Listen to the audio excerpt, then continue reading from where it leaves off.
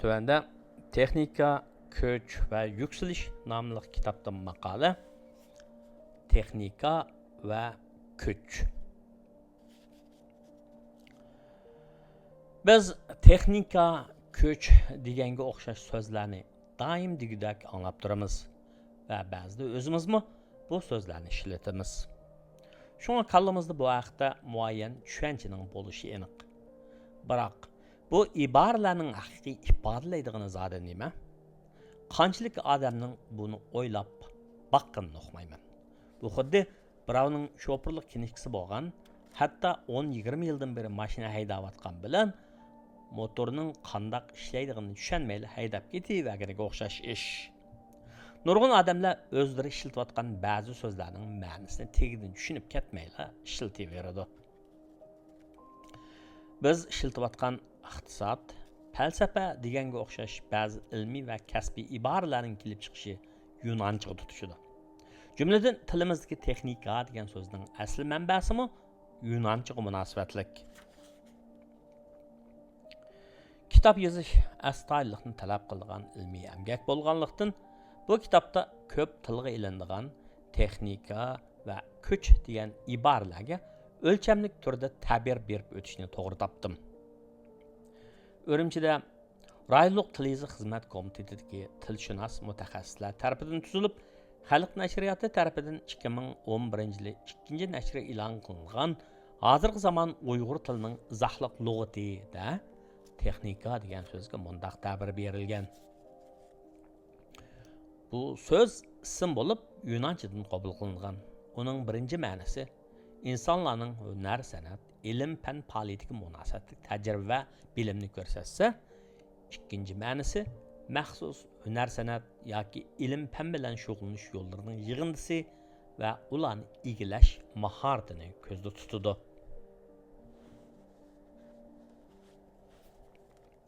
Men texnika degan so'zga berilgan bu ta'birni asosan to'g'ri deb qarasammi, ammo uni tomtaqroq ta'bir deb qaraganim uchun kuch va taraqqiyot, texnika va gulinish ustida elib berilgan 1000 yillik kurash degan kitobda berilgan tövəndəki tushuntirishni texmi tafsiliy va tushunchliroq deb o'yladim.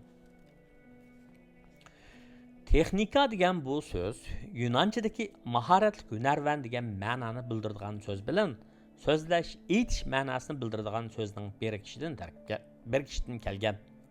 Uning ifodalaydigani ma'lum bir usulni sistemalik o'rganishni imo qilishdan iborat. Hozir biz ishlatayotgan texnik so'zi nuqul ma'lum bir yangicha usulni ishlab chiqarishga tatbiqlash orqali moddiy narsalarni yasab chiqish bo'lib qolmasdan keng ma'nodan olganda uningda yashash muhitimizni o'zgartiradigan va ishlab chiqarish faoliyatlarini qanday tashkillashni belgilaydigan barliq narsalar ko'zda tutiladi. Yanami konkret qilib aytganda, texnika insonlarning jug'lanma bilimlarini qo'llanib, oziqlik, salomatlik va moddiy hayotni yaxshilashning yo'li bo'lib qolmay, ko'pincha vaqtlarda yana fuqarolarni nazorat qilish, urush, hatto irqiy qirg'inchilik elib berish qatorliq boshqa maqsadlar uchunmi qo'llanadigan vositadir. Xo'sh, undaqda kuch degan so'zning ma'nosi nima?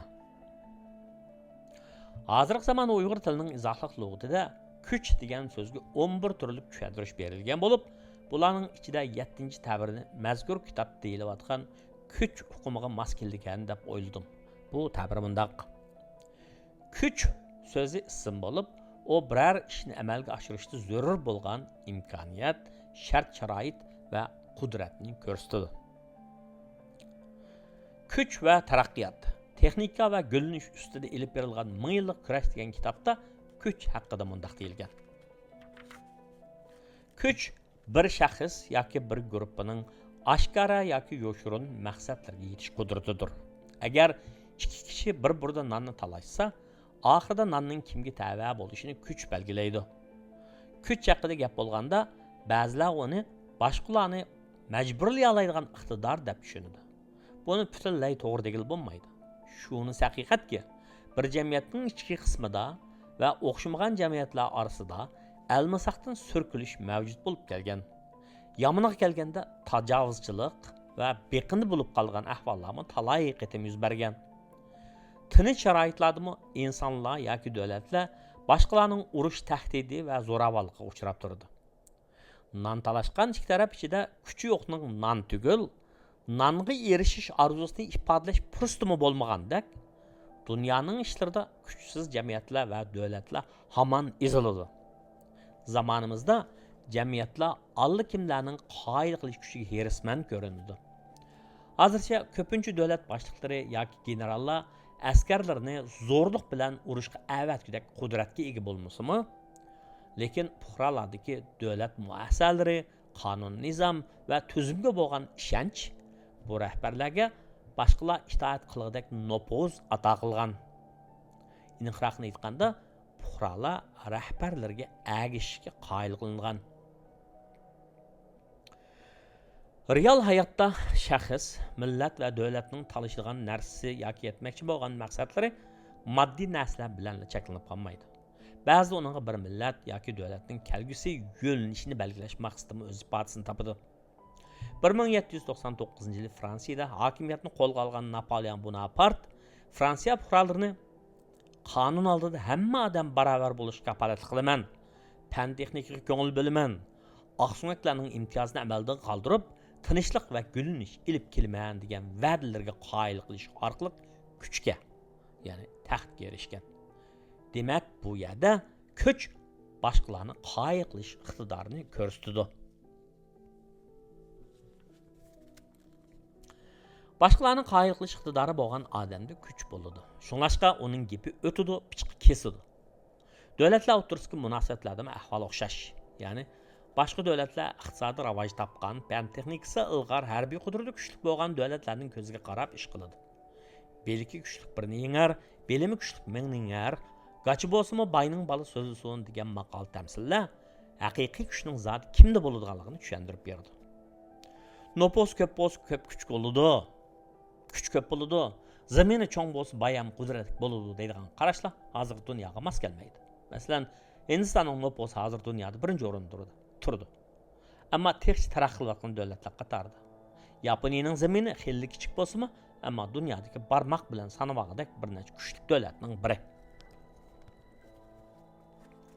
Bugungi dunyoda Elon Muskni tonimaydiganlar yo'q deyarlik. Mazkur kitobni yozayotgan minutlarda uning 2002-yili qurgan bo'shliq noma'lumi, ya'ni SpaceX degan shirkati New York aksiya bozorida payga tarqatib, Elon Muskni dunyodagi tunji trillionerga aylantirdi. U trillionerga aylanishdan burun o'zining boyligi bilan emas, balki fan texnik jihatdagi ko'z qarashlari va ba'zida nomuvofiq so'zlar bilan bozorni ta'virtalaydigan, jamiyatlarni bo'lib o'talaydigan, hatto ta'siri intayin kuchli bo'lgan Amerikaning 47-navbatlik prezidenti Donald Trumpning siyosat belgilashiga ta'sir ko'rsatadigan shaxsga, ya'ni boshqalarni qoyil qiladigan qudratga ega shaxsga aylangan. Uningdagi bu kuchning manbasi nima?